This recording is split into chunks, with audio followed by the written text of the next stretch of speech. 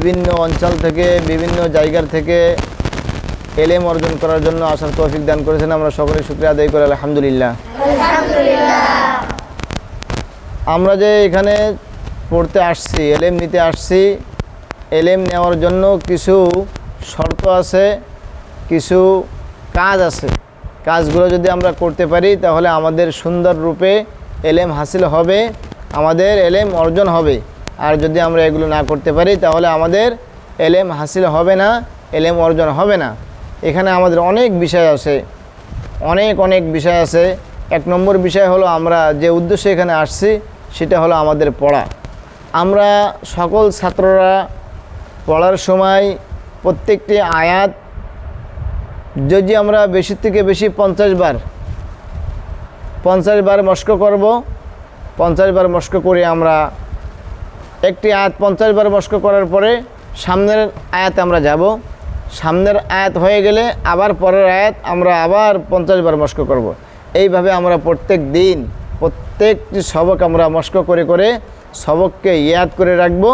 ইয়াদ করে রাখার পরে আমাদের পরবর্তী যখন 1 মাস পরে 2 মাস পরে ওই ছাপাটা আবার দেখা হবে, তখনই আমরা সুন্দর রূপে একেবারে একটানা আমরা দেখে মনে হবে যেন হেফজের ছাত্ররা হাফেজ ছাত্ররা যেমন করে পড়তেছে তেমন করে ওই ছাত্রটি পড়ে চলে যেতে, ঠিক আছে না? আর যদি আপনারা এই সবকগুলি 2 বার 1 বার করে যদি পড়েন, পড়ে যদি আপনারা সবক দিতে চলে আসেন, সবক আপনি দিয়ে দিলেন কিন্তু আপনার সবক কাঁচা থেকে গেল। আপনার সবক কি থেকে গেল? কাঁচা থেকে গেল। আপনার পড়ার সৌন্দর্য হলো না, আপনার পড়ার সৌন্দর্য থাকলো না।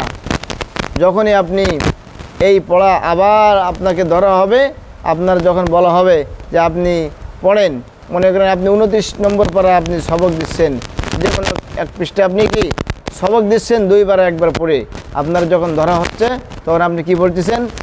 ফালাইসা লাহু ইয়াউমা হাহুনা হামীম।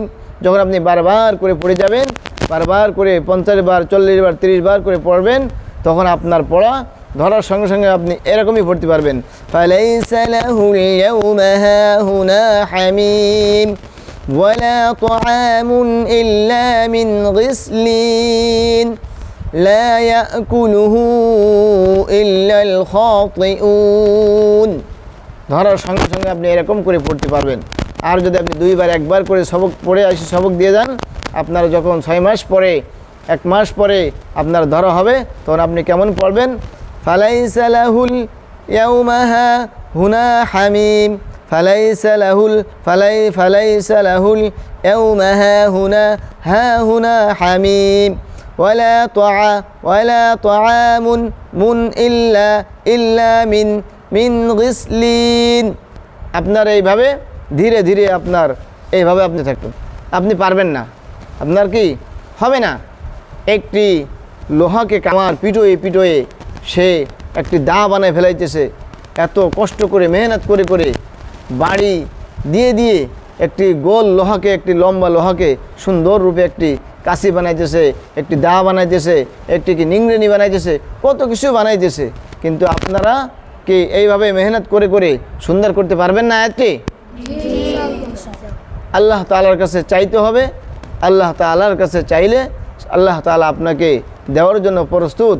আপনি চেষ্টা করবেন, চেষ্টা করে করে আপনি যখন ব্যর্থ হয়ে যাবেন, আল্লাহ তাআলার রহমত আপনার প্রতি শুরু হয়ে যাবে, ঠিক আছে না?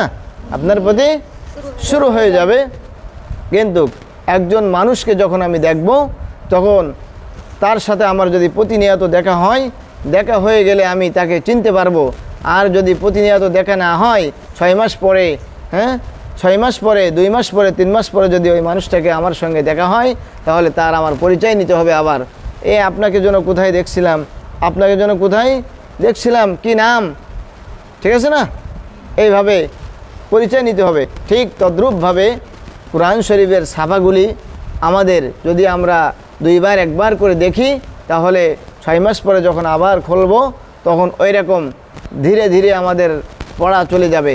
আমাদের পড়া আর ভালো হবে না, আমাদের পড়া নর্মাল হয়ে যাবে, আমাদের পড়া সৌন্দর্য থাকবে না। এই জন্যে যারা যে সবক দেবে প্রত্যেক দিন এই সবকটাকে দেখতেই হবে, প্রত্যেক দিনের সবকটাকে দেখতেই হবে, পড়তেই হবে, চেনা দিতেই হবে। এর পরবর্তী যখন আপনার এই সবক আপনাকে হেফজখানায় যাওয়ার সময় যখন ধরবে হুজুররা, আপনার ছাপা বের করার সঙ্গে সঙ্গে আপনার আনন্দময় এত সুন্দর লাগবে, এ ছাপা তো আমি কেবলমাত্র পড়ে আসলাম, যেন আপনি সুন্দর রূপে কি পড়া শুরু করে দিতে পারবেন।